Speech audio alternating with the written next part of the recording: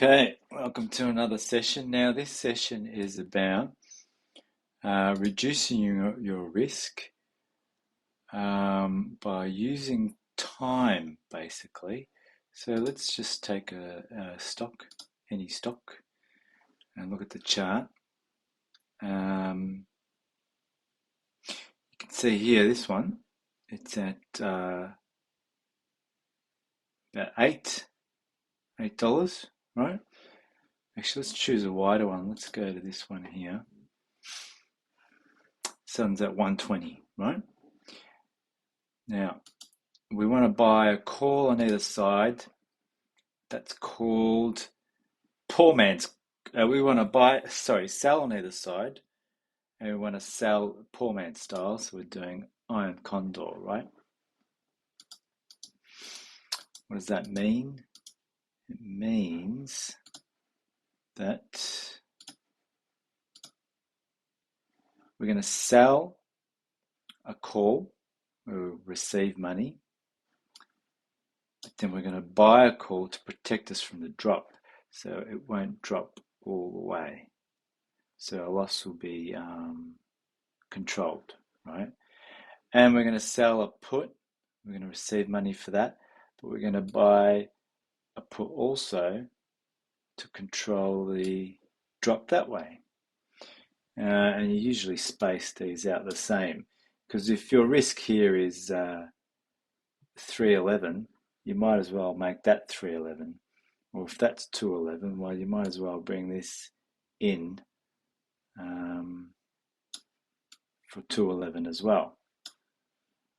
Actually, this one's staying at what's the difference here between 145? That's 5 points difference. So you might want to move this to well, let's say that's 114. Actually, it doesn't really matter for our purposes. But what you can see here, this line here is the standard deviation. And we're going to try and move the iron condor kind of in between. Or let's move it to the standard deviation, right? I'll just move it left now. Now you see how far it is from that standard deviation. Standard deviation meaning, mathematically, in the next 17 days, it's expected to not move past that.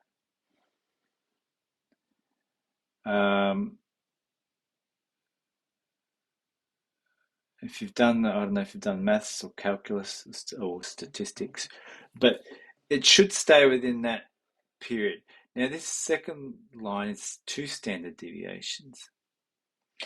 So for it to do 1 standard deviation is a certain chance, but to do 2 standard deviations to move this far is even less chance. There's probably another way to think about it, but you'll see here. So let's say you're doing this iron condor and you're trying to pull in $198 for a risk of 300. That's not bad. 200 for 300 risk. And you're going to have it for 17 days. And you're sitting between, you see here the standard deviation is about 140 and 100, right? If you want to reduce your risk, just go further out in time. Now you watch what happens to the standard deviation here, this line, right? And just imagine that I'm selling on that standard deviation. And actually in this case, because the stock's not that valuable, you could actually get rid of the protection because you're going to be out that wide anyway. The stock's not worth that much. You're talking about $120 stock, right? You can probably extend these out. So yeah, you're at you're looking at a 420 gain, and you're taking up 7 grand of your capital, right? because it's accounting for you falling right out here. But if you look on the chart, to fall at 100, you're on this 100 and you're up here at 140. So what are the chances of it getting past 140 and 100? See, 140, 100. That's quite a big move. So you should be pretty safe for 2 weeks to do that and pull in $420, you see? Now, let's say you weren't happy with that. You wanted to reduce your risk. You could just increase the time. So we're going to 24 days. I'll just exaggerate this. 31 days, 37 days, let's say 52 days. There you go, 108 days. I'm just exaggerating this. But now, you see, if we expand our own condor, well, it's not a condor anymore, it's a strangle. Without the protection, it's called a strangle. If we expand this out, you'll now see the standard deviation. Well, geez, it's miles away. How can I reduce this so I can see it? Oh, here we go. There's the standard deviation, 75 and 165. And you're collecting 520. And you're using up less capital. I think as you go further out, don't ask me to explain that. But anyway, that's what you're collecting. But you can see how the risk now is 75 and 165. 75 way down here and 165. You see, you're further out. Before you're at 140. Look how much further out you are. So you can collect $520 over 100 days, you see.